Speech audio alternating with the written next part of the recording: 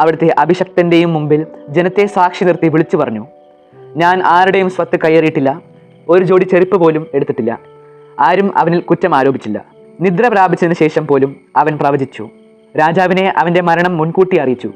ജനത്തിൻ്റെ ദുഷ്ടത മായ്ച്ചു കളയാൻ മണ്ണിൽ നിന്ന് അവൻ സ്വരമുയർത്തി പ്രവചിച്ചു. പ്രഭാഷകൻ 46 നിന്നുള്ള ചോദ്യങ്ങൾ.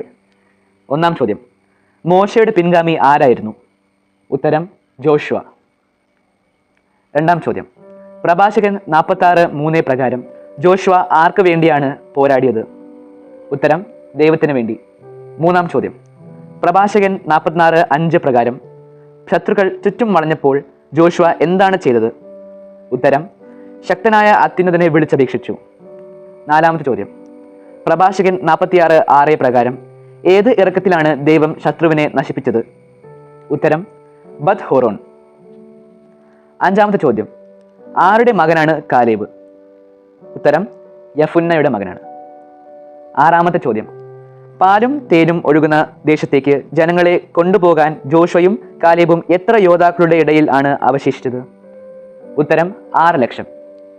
ഏഴാമത്തെ ചോദ്യം, കർത്താവിന് പ്രിയങ്കരനും അവിടുത്തെ പ്രവാചകനുമായ സാമുവൽ എന്താണ് ആദ്യം ചെയ്തത്? ഉത്തരം രാജ്യം സ്ഥാപിക്കുകയും ജനത്തിന് അധികാരികളെ അഭിഷേചിക്കുകയും ചെയ്തു. എട്ടാമത്തെ ചോദ്യം, ശത്രുക്കൾ എല്ലാ വശത്തും നിന്ന് ഞെരുക്കിയപ്പോൾ അവൻ ശക്തനായ കർത്താവിനെ വിളിച്ചപേക്ഷിച്ച് എന്താണ് ത്യാഗം ചെയ്തത്? ഉത്തരം മുല കുടിക്കുന്ന ആട്ടിൻകുട്ടിയെ. ഒമ്പതാമത്തെ ചോദ്യം, സാമുവൽ മരിക്കുന്നതിന് മുമ്പ് കർത്താവിൻ്റെയും അവിടുത്തെ അഭിഷക്തൻ്റെയും മുമ്പിൽ ജനത്തെ സാക്ഷി നിർത്തി അവൻ എന്താണ് വിളിച്ചു പറഞ്ഞത്? ഉത്തരം ഞാൻ ആരുടെയും സ്വത്ത് കയ്യേറിയിട്ടില്ല, ഒരു ജോഡി ചെരുപ്പ് പോലും എടുത്തിട്ടില്ല. പത്താമത്തെ ചോദ്യം, സാമുവലിൻ്റെ വിശ്വസ്തത നിമിത്തം അവൻ ഡാഷ് ആണെന്ന് തെളിയിച്ചു.